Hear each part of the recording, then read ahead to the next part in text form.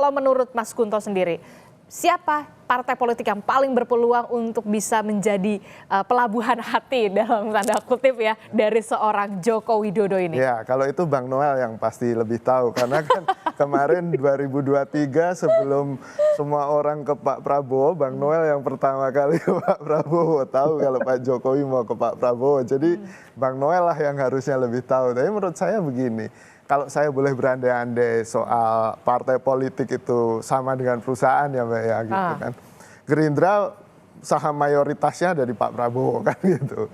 Udah susah tuh masuk, ya kan. Untuk menempati posisi-posisi. Betul, kan ya nggak akan mau jadi ada dua matahari kembar kan gitu. Lalu kemudian Golkar, walaupun dia partai terbuka dan besar. Tapi banyak senior partai Golkar. Banyak komisarisnya.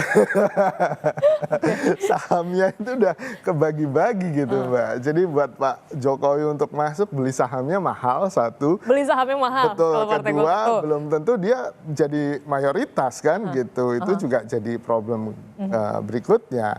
Ada PAN gitu kan. PAN mungkin masih ya di middle company lah gitu kan. Masih bisa lah jadi pemilik saham mayoritas. Tapi kemudian kan prospeknya ke depan apakah akan menguntungkan bagi Pak Jokowi atau tidak. Jadi ini kalau saya boleh beranalogi dengan bahasa saham ya Mbak ya gitu. Tapi kan ada Pak Jokowi juga punya putra yang masih di partai startup ini kan gitu. Yang sangat mungkin bisa dikembangkan. Tapi kan sekali lagi hampir sama kayak PAN, prospek ke depannya kita belum tahu. Resikonya juga masih besar gitu kan.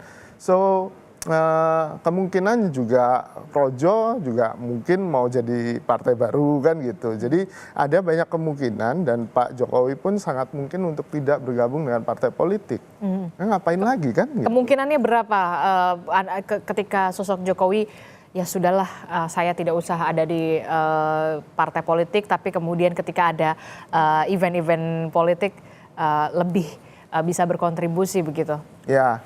Politik itu kan manajemen harapan ya. Jadi Pak Jokowi dengan posisinya sekarang memupuk harapan ke partai-partai politik ini. Dan, jadi memberikan harapan? Oh iya dong. PHP nggak? Dan dengan harapan ini kan posisi bargainingnya akan lebih bagus gitu. Jadi saya melihat lebih menguntungkan bagi Pak Jokowi tidak bergabung ke partai manapun kalau menurut saya ya. Oke, gitu. Lebih menguntungkan ketika Pak Jokowi tidak berafiliasi dengan partai politik manapun? Ya, menurut saya begitu. Gitu. Karena itu akan membuka harapan bagi semua partai. Dia kemudian tidak terkooptasi pada satu partai tertentu yang kemudian membatasi gerak langkah dan manuver politiknya tentu saja ke depan.